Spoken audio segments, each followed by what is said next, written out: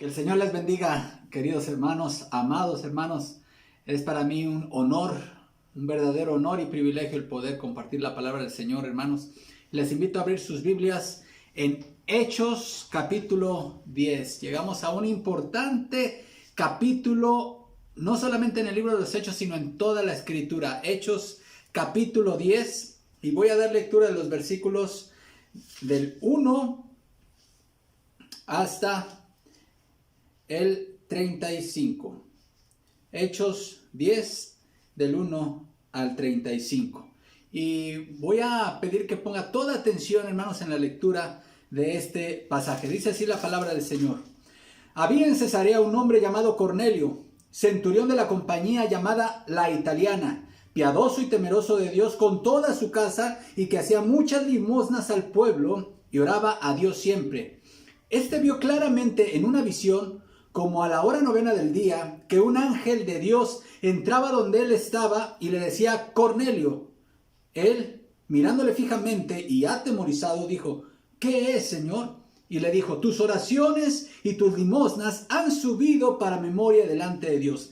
Envía pues ahora hombres a Jope y haz venir a Simón, el que tiene por sobrenombre Pedro. Este posa en casa de cierto Simón curtidor, que tiene su casa junto al mar. Él te dirá lo que es necesario que hagas. Ido el ángel que hablaba con Cornelio, este llamó a dos de sus criados y a un devoto soldado de los que le asistían, a los cuales envió a Jope después de haberles contado todo. Al día siguiente, mientras ellos iban por el camino y se acercaban a la ciudad, Pedro subió a la azotea para orar, cerca de la hora sexta, y tuvo gran hambre y quiso comer, pero mientras le preparaban algo, le sobrevino un éxtasis, y vio el cielo abierto, y que descendía algo semejante a un gran lienzo, que atado de las cuatro puntas era bajado a la tierra. En el cual había de todos los cuadrúpedos terrestres y reptiles y aves del cielo. Y le vino una voz: levántate, Pedro, mata y come. Entonces Pedro dijo: Señor, no, porque ninguna cosa común o inmunda he comido jamás. Volvió la voz a él la segunda vez: lo que Dios limpió, no lo llames tú común. Esto se hizo 3 veces, y aquel lienzo volvió a ser recogido en el cielo. Y mientras Pedro estaba perplejo dentro de sí sobre lo que significaría la visión que había visto, he aquí los hombres que habían sido enviados con Cornelio, los cuales, preguntando por la casa de Simón, llegaron a la puerta. Llamando, preguntaron si moraba allí un Simón que tenía por sobrenombre Pedro. Y mientras Pedro pensaba en la visión, le dijo el Espíritu: he aquí, 3 hombres te buscan. Levántate pues y desciende, y no dudes de ir con ellos, porque yo los he enviado. Entonces Pedro, descendiendo a donde estaban los hombres que fueron enviados por Cornelio, les dijo: he aquí, yo soy el que buscáis. ¿Cuál es la causa por la que habéis venido? Ellos dijeron: Cornelio, el centurión, varón justo y temeroso de Dios, y que tiene buen testimonio en toda la nación de los judíos, ha recibido instrucciones de un santo ángel de hacerte venir a su casa para oír tus palabras. Entonces, haciéndoles entrar, los hospedó, y al día siguiente, levantándose, se fue con ellos, y le acompañaron algunos de los hermanos de Jope. Al otro día entraron en Cesarea, y Cornelio los estaba esperando, habiendo convocado a sus parientes y amigos más íntimos. Cuando Pedro entró, salió Cornelio a recibirle, y postrándose a sus pies, adoró. Mas Pedro le levantó diciendo: levántate, pues yo mismo también soy hombre. Y hablando con él, entró y halló a muchos que se habían reunido. Y les dijo: vosotros sabéis cuán abominable es para un varón judío juntarse o acercarse a un extranjero. Pero a mí me ha mostrado Dios que a ningún hombre llame común o inmundo. Por lo cual, al ser llamado, vine sin replicar. Así que pregunto: ¿por qué causa me habéis hecho venir? Entonces Cornelio dijo: hace 4 días que a esta hora yo estaba en ayunas, y a la hora novena, mientras oraba en mi casa, vi que se puso delante de mí un varón con vestido resplandeciente, y dijo: Cornelio, tu oración ha sido oída y tus limosnas han sido recordadas delante de Dios. Envía pues a Jope y haz venir a Simón, el que tiene por sobrenombre Pedro, el cual mora en casa de Simón, un curtidor junto al mar, y cuando llegue, él te hablará. Así que luego envié por ti, y tú has hecho bien en venir. Ahora pues, todos nosotros estamos aquí en la presencia de Dios para oír todo lo que Dios te ha mandado. Entonces Pedro, abriendo la boca, dijo: en verdad comprendo que Dios no hace acepción de personas, sino que en toda nación se agrada del que le teme y hace justicia. Oremos. Padre, a ti la gloria, Señor, a ti la honra. Remueve, Padre, de nuestras estructuras mentales, de nuestros pensamientos y de nuestro corazón, todo pecado de xenofobia, de racismo, de clasismo. Que tu palabra, Señor, penetre con profundidad en nuestros corazones y transfórmanos a tu imagen. En el nombre de Cristo Jesús. Amén. La iglesia, una comunidad para todas las naciones. Hermanos, la iglesia es una comunidad para todas las naciones y eso es lo que vemos en este pasaje. La xenofobia, el racismo, el clasismo y todas esas formas y pecados estructurales que los hombres en lo individual cometen y son replicados a nivel de sociedades y a nivel de naciones, hermanos, no son agradables ante los ojos de Dios. La xenofobia ha sido causa de grandes atrocidades en el mundo. El racismo ha traído como consecuencia, y nosotros sabemos, hermanos, los grandes crímenes de lesa humanidad que se cometieron durante el nazismo por la ideología del racismo, por el pecado del racismo. La xenofobia, hermanos, es básicamente el rechazo a los extranjeros, al inmigrante, y cuyas manifestaciones pueden ir desde el simple rechazo, pasando por diversos tipos de agresiones y en algunos casos pueden desembocar hasta en un asesinato. La mayoría de las veces, la xenofobia se basa en el sentimiento exacerbado de protección de una nación, aunque también puede ir unida al racismo o discriminación ejercida en función de la raza. Mis amados hermanos, tanto la xenofobia como el racismo debemos verlos como pecados. Son pecados de tipo estructural o sistemáticos. Eso quiere decir, hermanos, que son pecados que aunque se cometen en el plano individual, las estructuras sociales e incluso instituciones, hermanos, estados, promueven o permiten la práctica de estos pecados de la xenofobia y del racismo. A los judíos, hermanos, en esta época, se les había instruido que los gentiles estaban excluidos, estaban fuera de los planes redentores de Dios. Un judío no recibía a un gentil en su casa, ni ellos recibían a gentiles en sus casas. La tierra de una nación gentil era considerada para un judío como profana. De hecho, hermanos, un judío se quitaba las sandalias después de hacer un viaje al extranjero y regresar a la nación de Israel. De ahí viene la expresión sacudirse el polvo de los pies. Los judíos no consumían alimentos preparados por manos gentiles.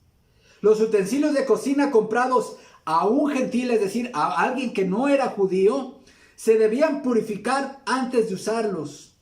En pocas palabras, los gentiles se les consideraba inmundos, a los gentiles eran considerados inmundos y su presencia se consideraba deshonrosa.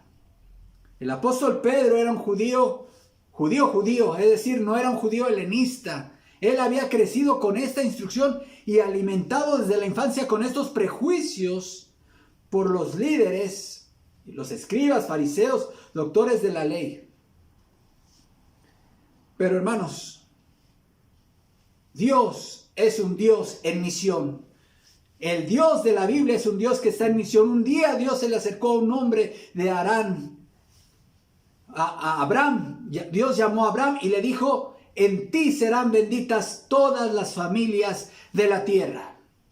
El propósito de Dios incluye a todas las familias de la tierra. Hermanos, a todas las naciones, a todos los pueblos, pero también a todas las etnias, a todas las culturas. Por lo tanto, un misionero debe estar libre de prejuicios culturales y de nacionalismos enfermizos. Para que se cumpliera el propósito de Dios de que su evangelio llegue a todas las naciones, hermanos, los primeros cristianos, que por cierto eran todos judíos, debían romper las barreras mentales, esas estructuras mentales con las cuales habían sido instruidos y que los hacían mirar a los gentiles, es decir, a los no judíos, como excluidos del plan redentor de Dios.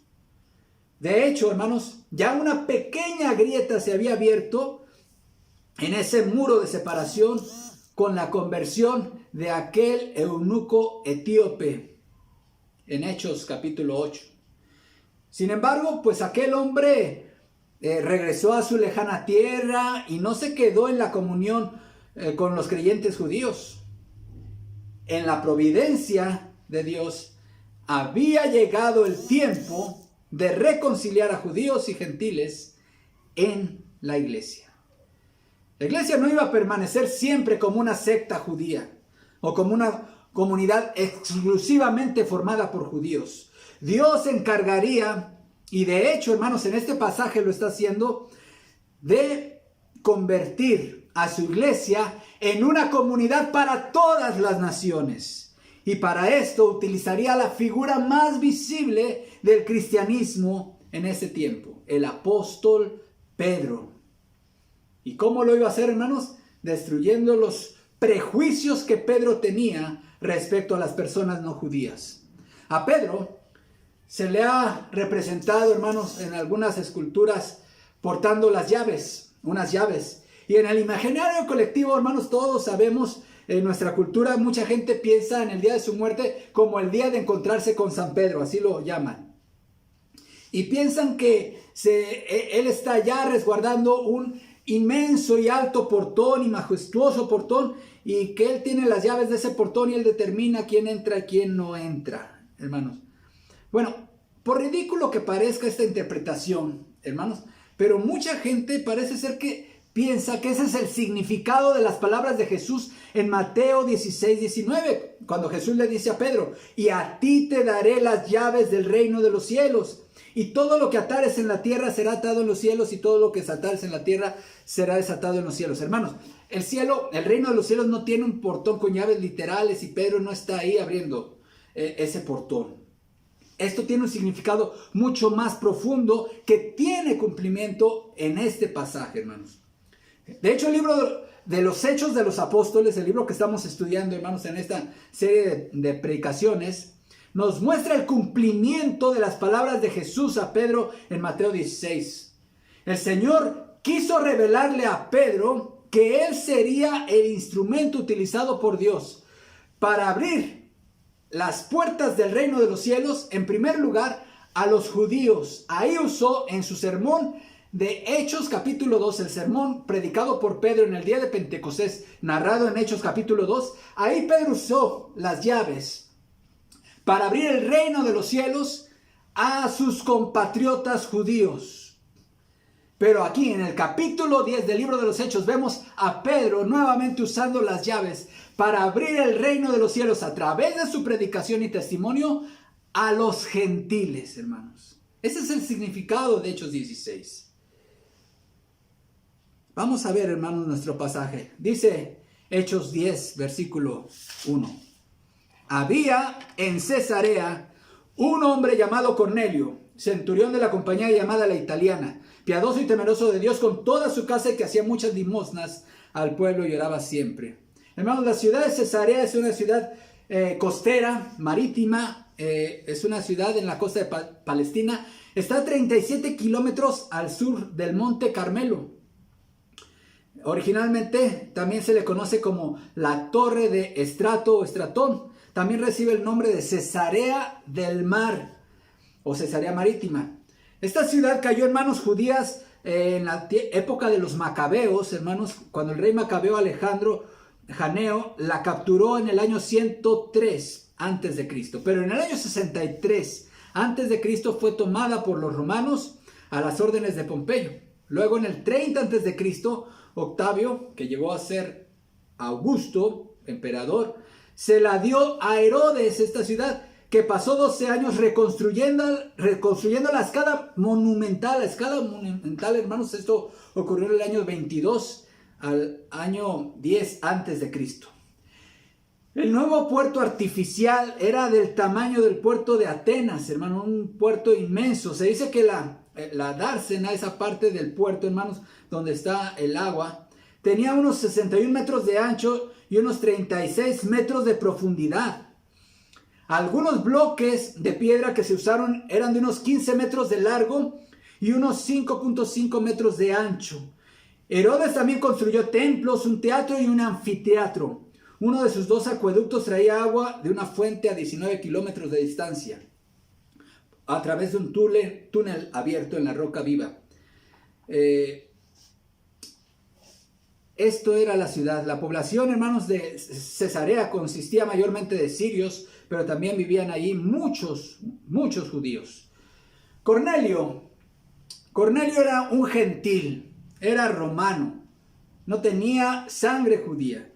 Era un centurión, quiere decir que estaba a cargo de una compañía de 100 soldados. Se nos dice que el nombre de la compañía a la que pertenecía Cornelio era la Italiana. Imagínense, hermanos, todo esto tiene que ver con el propósito de Dios de tratar con Pedro en romper sus estructuras de prejuicio que tenía.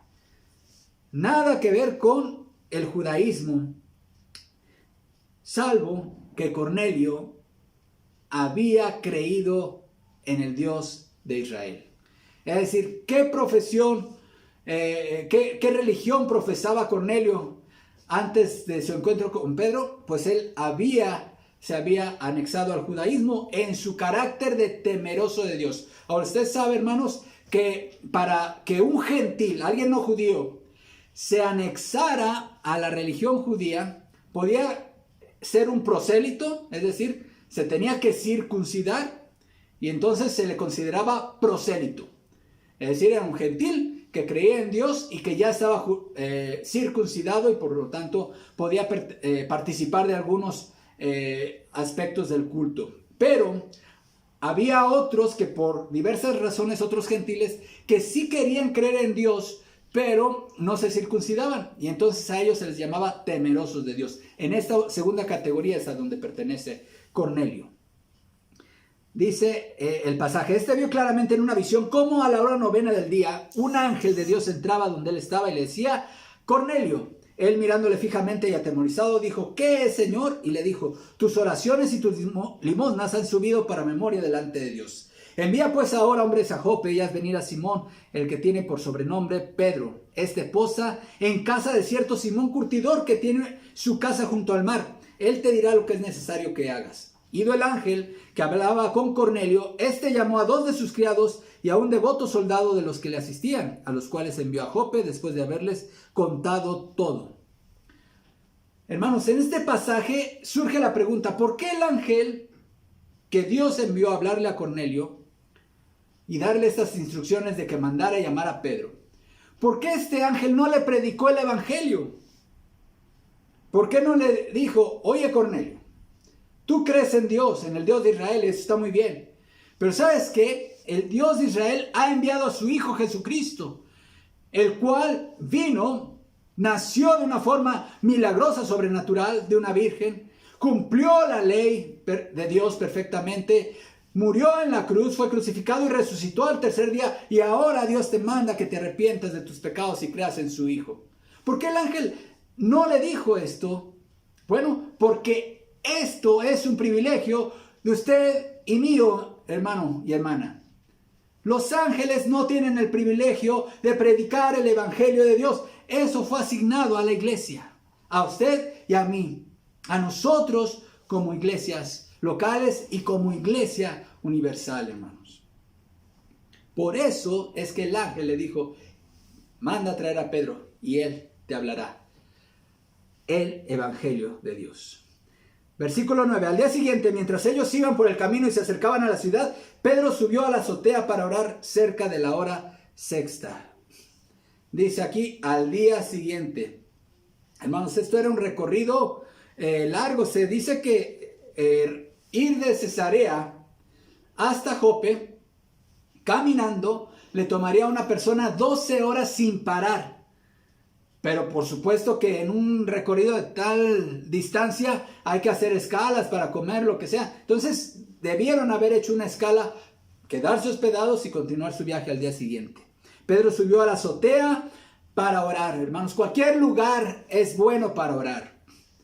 No solamente Dios bendice o escucha la oración que se hace en un templo.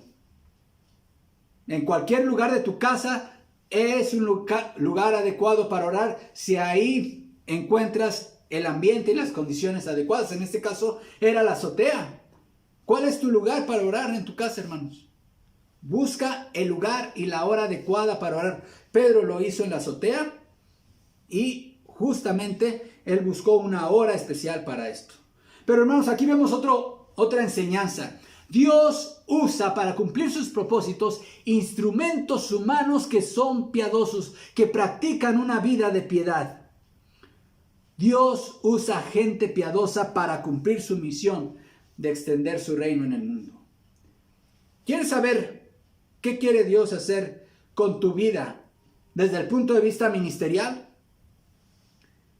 Hermano y hermana, pues sea un cristiano piadoso y piadosa. Establece una vida de oración en tu vida. Ahí, hermano, si tú esperas que Dios te use o revele qué es lo que quiere hacer de ti, ahí sentado en el videojuego, hermano, pues no lo va a hacer. Ahora, no es que sea malo jugar videojuegos, pero, y bueno, si hay una advertencia, toda actividad que tiene potencial adictivo, y en eso entran los videojuegos, sí debes de tener mucha precaución. Pero no es que sea malo, pero Dios no te va a revelar ahí su voluntad. Va a ser en el cuarto de oración. Va a ser en tu tiempo devocional. Va a ser en tu tiempo mientras estás adorándole. Mientras estás orando. Mientras estás teniendo tu encuentro personal con Dios. Hoy mucha gente ni siquiera tiene devocionales. Te pregunto, hermano y hermana, ¿tienes tu devocional todos los días? ¿Tienes un tiempo a solas con Dios? Entonces, no te preguntes por qué tu vida está como está. No te preguntes por qué vas de derrota en derrota en tu vida cristiana. Sí puedes tener una casa bonita, puedes tener economía, lo que quieras, pero tu vida espiritual está en ruinas. ¿Por qué? Porque no tienes un encuentro personal con Dios, no vives una vida piadosa. Pedro sí lo hacía y por eso Dios lo usó. Sigue diciendo el pasaje. Y tuvo gran hambre, quiere decir que estaba ayunando.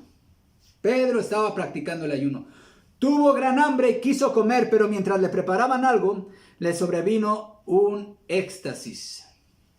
Hermanos, el hambre, esta reacción biológica con la cual estamos diseñados, Dios la ha usado en diversas pruebas. Usted recuerda la tentación de nuestro Señor en el desierto. Sintió hambre después de haber ayunado 40 días, hermanos.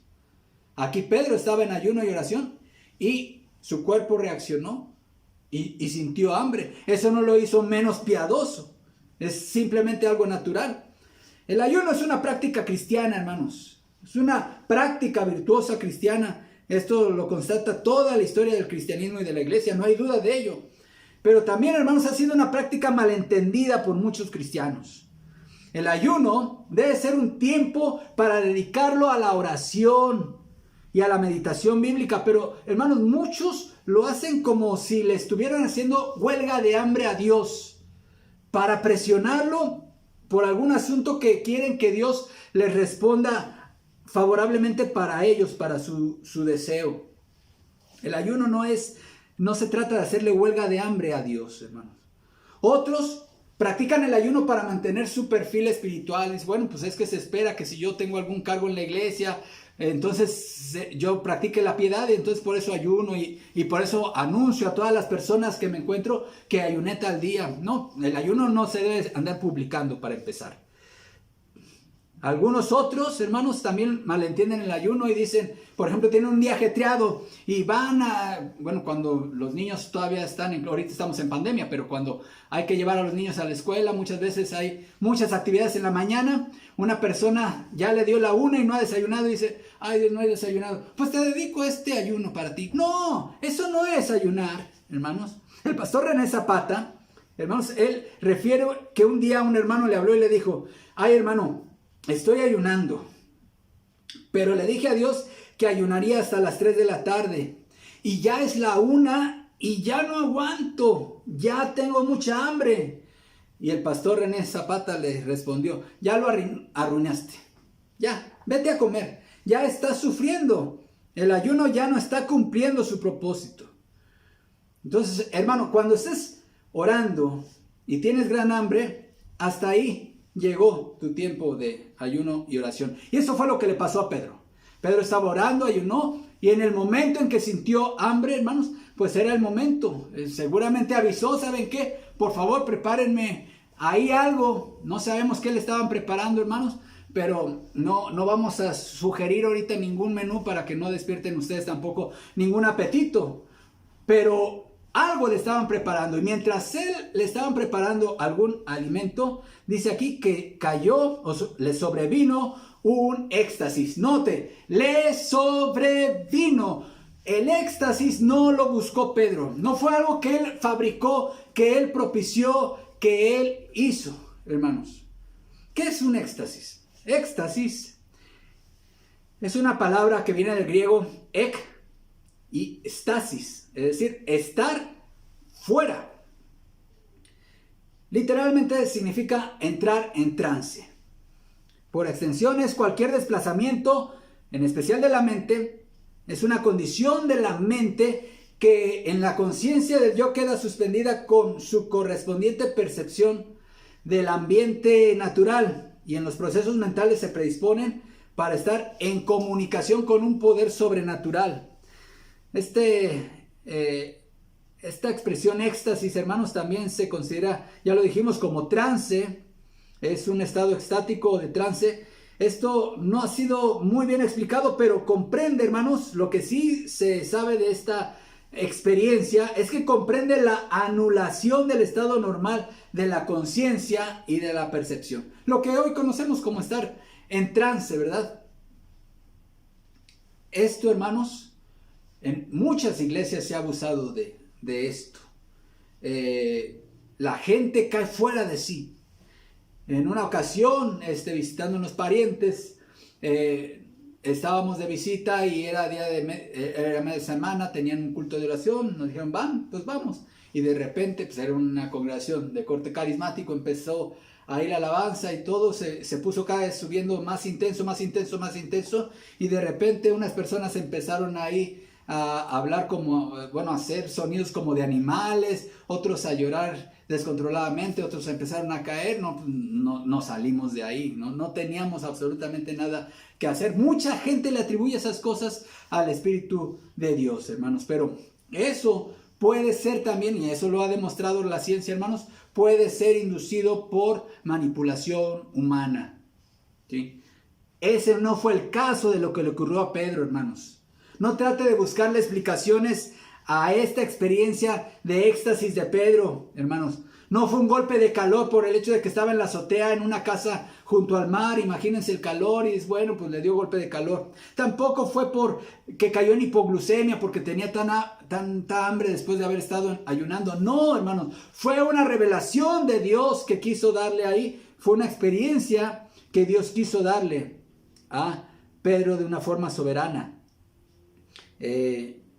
Hermanos, los cristianos bautistas vemos con recelo este tipo de experiencias, y creo que sí hacemos bien en mantenernos al margen de promover que las personas entren en trance, sobre todo en nuestras reuniones de adoración.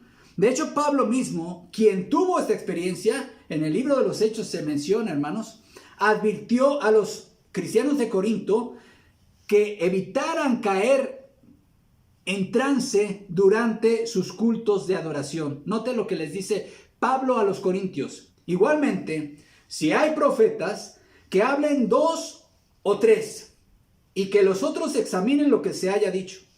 Pero si Dios le revela algo a otra persona que esté allí sentada, entonces el primero debe dejar de hablar.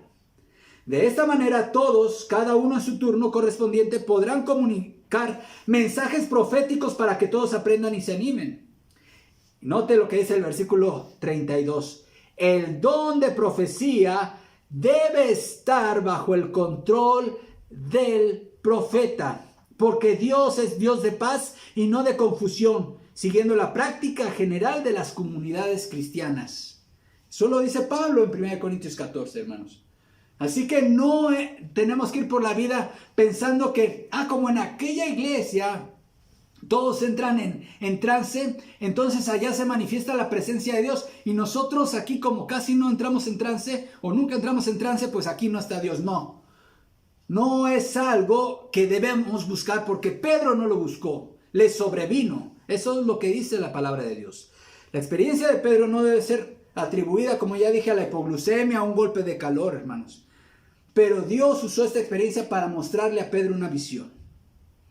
Lo que a continuación se narra fue una real revelación de Dios. Versículo 11. Y vio el cielo abierto y que descendía algo semejante a un gran lienzo que atado de las 4 puntas era bajado a la tierra, en el cual había de todos los cuadrúpedos terrestres y reptiles y aves del cielo. Y le vino una voz: levántate, Pedro, mata y come. Entonces Pedro dijo: Señor, no, porque ninguna cosa común o inmunda he comido jamás. Volvió la voz a él la segunda vez: lo que Dios limpió no lo llames tú común. Esto se hizo 3 veces y aquel lienzo volvió a ser recogido en el cielo. Hermanos, vio Pedro, un judío que había sido instruido en que había ciertos animales que los judíos no debían comer. Y una voz le dice: Pedro, mata y come. Tenía hambre, recordemos. Por cierto, hermanos, ¿cuál debe ser la dieta del cristiano? ¿Los cristianos tenemos alimentos permitidos y alimentos prohibidos? ¿Debemos los cristianos ser vegetarianos o veganos? ¿Debemos los cristianos tener la dieta o seguir la dieta kosher? ¿Qué es la dieta de los judíos? ¿Qué tenemos permitido comer y qué tenemos no permitido comer? Hermanos, esto ha sido tema de debate y sigue siéndolo. Lo fue incluso en épocas posteriores a este incidente de Pedro, hermanos. De hecho, el apóstol Pablo trataría este tema en sus epístolas de 1 Corintios y en la epístola a los Romanos. Pero él resume su enseñanza respecto a la comida, hermanos, de qué puede comer un cristiano y qué no puede comer, con las siguientes palabras en 1 Corintios capítulo 8, versículos 8 y 9. Note: si bien la vianda, versículo 8 leo: si bien la vianda no nos hace más aceptos ante Dios, pues ni porque comamos seremos más, ni porque no comamos seremos menos. Lo voy a leer en esta otra traducción, hermanos, en esta otra versión. La comida no es lo que nos acerca a Dios. No seremos mejores que los demás por comer, ni peores por no comer. Dios estaba tratando con Pedro en este aspecto de la comida. Y por supuesto que aunque la enseñanza no era necesariamente el decirle: bueno, ya puedes comer de todo, ya no hay alimentos limpios y no limpios, sino la enseñanza, y vamos a ver que él lo entendió más adelante, el significado de esta visión, hermanos, sí tenía implícito esto, porque Dios, hermanos, el mismo Señor Jesucristo, hizo limpios todos los alimentos cuando dijo: no lo que entre en la boca contamina al hombre, sino lo que sale del corazón contamina al hombre. Sigue nuestro relato: y mientras Pedro estaba perplejo dentro de sí por lo que significaría la visión que había visto, he aquí los hombres que habían sido enviados por Cornelio, los cuales, preguntando por la casa de Simón, llegaron a la puerta. Y llamando preguntaron si moraba allí un Simón que tenía por sobrenombre Pedro. Y mientras Pedro pensaba en la visión, le dijo el Espíritu: he aquí 3 hombres te buscan. Levántate pues y desciende, y no dudes de ir con ellos, porque yo los he enviado. Entonces Pedro, descendiendo donde estaban los hombres que fueron enviados por Cornelio, les dijo: yo soy el que buscáis. ¿Cuál es la causa por la que habéis venido? Ellos dijeron: Cornelio el centurión, varón justo y temeroso de Dios, y que tiene buen testimonio de toda la nación de los judíos, ha recibido instrucciones de un santo ángel en hacerte venir a su casa para oír tus palabras. Hermanos, a todos nos gustaría que Dios nos diera instrucciones así detalladas, ¿verdad? Mucha gente dice, bueno, o piensa, si Dios me diera instrucciones así, ve a tal casa, te vas a encontrar con tal persona y Él te va a decir lo que debes hacer, yo lo obedecería. Pero muchos, hermanos, mucho me temo que muchos, ni aún así con instrucciones tan detalladas, obedeceríamos a Dios. Porque no es el tema de que si Dios te da detalles de las instrucciones o no, sino es si tienes la voluntad de obedecer a Dios o no. Tú sabes que debes evangelizar, tú sabes que debes congregarte y no lo haces. No es porque Dios no te haya indicado qué hacer, sino simplemente porque tu corazón está cerrado. Versículo 23. Entonces, haciéndoles entrar, los hospedó y al día siguiente, levantándose, se fue con ellos y le acompañaron algunos de los hermanos de Jope. Ahora, hermanos, esto es un buen hábito pastoral. Los pastores, cuando vamos en viajes de misiones de corto plazo, debemos acompañarnos por hermanos de la iglesia. Y por lo general, cuando vamos a compartir el evangelio o vamos en cualquier misión, siempre debemos de ir acompañados de hermanos de la iglesia. Y los hermanos de la iglesia, hermanos, deben estar dispuestos a acompañar a su pastor a esos viajes.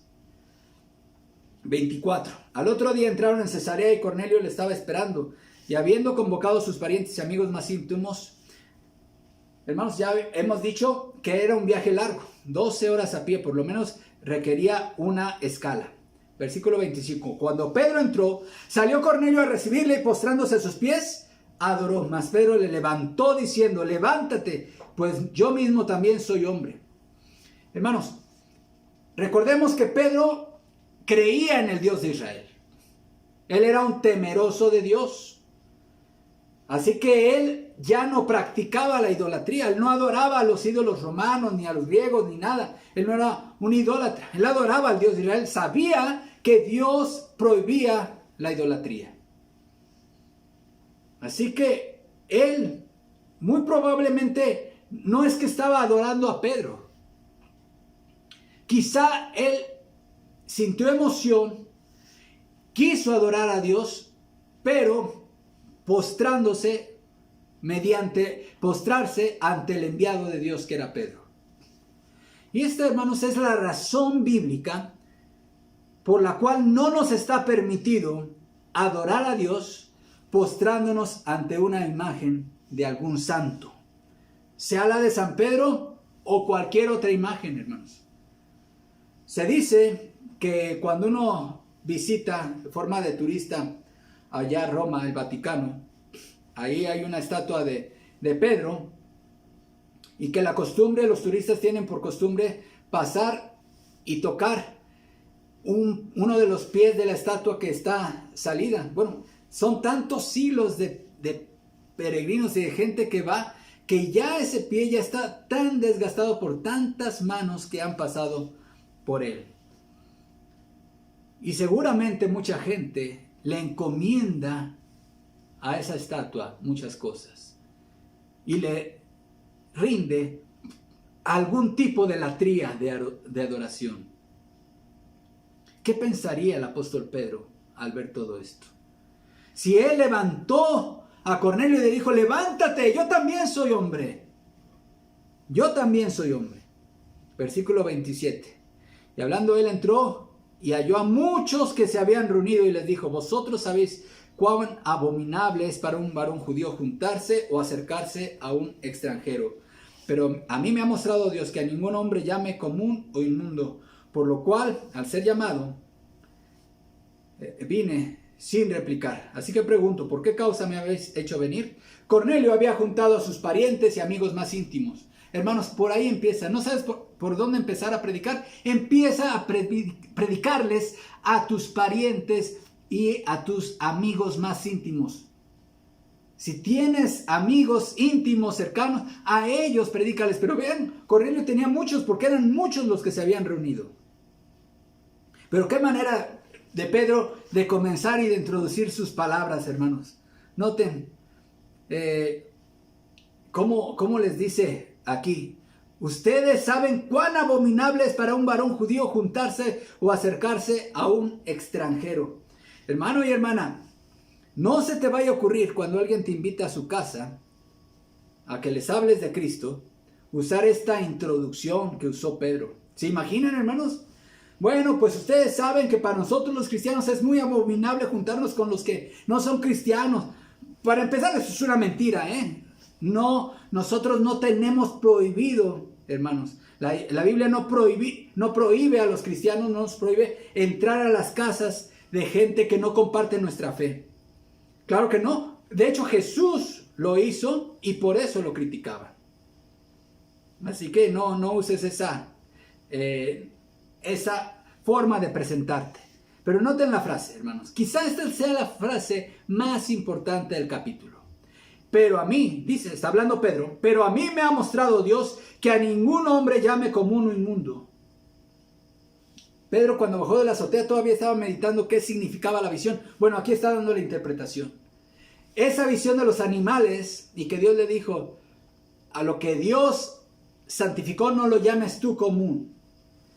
Hermano y hermana, ¿cómo consideras a los que no son cristianos? ¿Cómo consideras a aquellos que no comparten tu fe?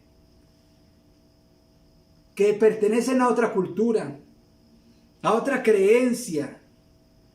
O si como nosotros, hermanos, como vemos como iglesia a otras culturas y a otros hombres, a otras personas. Recuerda, hermano y hermana, los hombres, aún aquellos que no han venido al conocimiento del Evangelio de nuestro Señor Jesucristo, son creados a la imagen de Dios.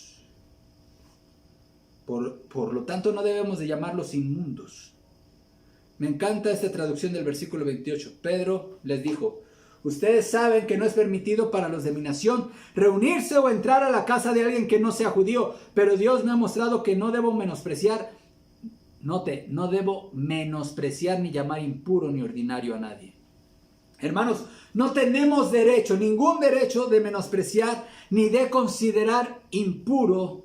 Es decir, ¿qué significa impuro, hermanos? Recordemos en el contexto de la ley judía, alguien que era inmundo o impuro era alguien que no tenía acceso a adorar a Dios. Y aquí Pedro había entendido que esta gente que no era judía, Dios le había mostrado que no estaban excluidos de la adoración de Dios. En alguna ocasión alguien me preguntó cuando empezamos a hacer las cadenas de oración, hermano, ¿puede alguien que no es cristiano participar en las cadenas de oración de la iglesia? Y yo dije, absolutamente sí, claro que sí. Nosotros vemos, hermanos, a Lidia, esto lo veremos más adelante en el libro de los Hechos, aún no era creyente, pero participando en una reunión de oración. Este hombre Cornelio, aunque no era salvo todavía, él ya practicaba la oración. Así que bienvenidos son cualquier persona que quiere venir a nuestros cultos de oración, participar en nuestras veladas de oración. Y si no son cristianos, nuestro deber, hermanos, es guiarlos a la cruz de Cristo, al Evangelio de nuestro Señor Jesucristo. Sigue diciendo, hermanos. Por cierto, como dijo el Señor, mi casa será llamada casa de oración para todas las naciones. Sigue diciendo el versículo 30. Entonces Cornelio dijo, hace 4 días que a esta hora estaba yo en ayunas, a la hora 9, mientras oraba en mi casa. Vi que se puso delante de mí un varón con vestido resplandeciente y dijo, Cornelio, tu oración ha sido oída y tus limonas han sido recordadas delante de Dios. Envía pues hombres a Jope y haz venir a Simón, el que tiene por sobrenombre Pedro, el cual mora en casa de Simón, un curtidor, junto al mar, y cuando llegue él te hablará. Así que luego envié por ti, y tú has hecho bien en venir. Ahora pues todos nosotros estamos aquí, en la presencia de Dios, para oír todo lo que te ha mandado. Hermanos, qué hermosas palabras y qué hermosa actitud. Hermanos, muchos hermanos con buenas intenciones, pero que no aceptan la soberanía de Dios en la salvación, dirían, ¿por qué tardaron 4 días? ¿Qué tal si Cornelio hubiera muerto en ese lapso? La muerte, como la salvación, está en manos de Dios, hermano. Pero noten esta expresión tan hermosa. Todos nosotros estamos aquí en la presencia de Dios para oír todo lo que Dios te ha mandado. Hermanos, qué hermosa disposición. Esta debe ser la disposición de la iglesia cada domingo que se está predicando la palabra de Dios. Recuerda, hermano y hermana, tú estás en este momento escuchando este sermón en la presencia de Dios. Dios está viendo tu actitud.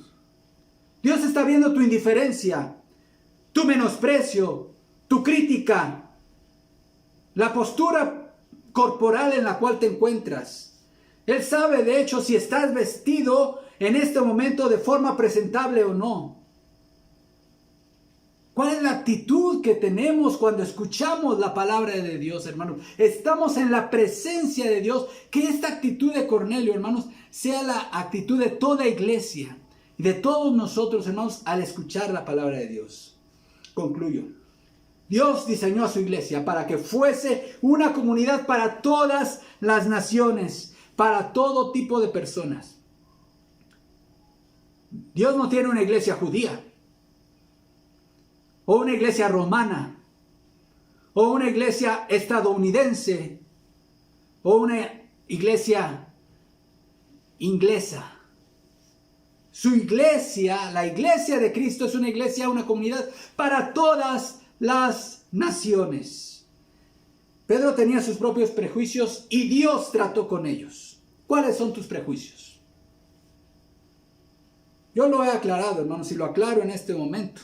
Yo no estoy hablando de aceptar en la iglesia todo tipo de ideologías o todo tipo de conductas.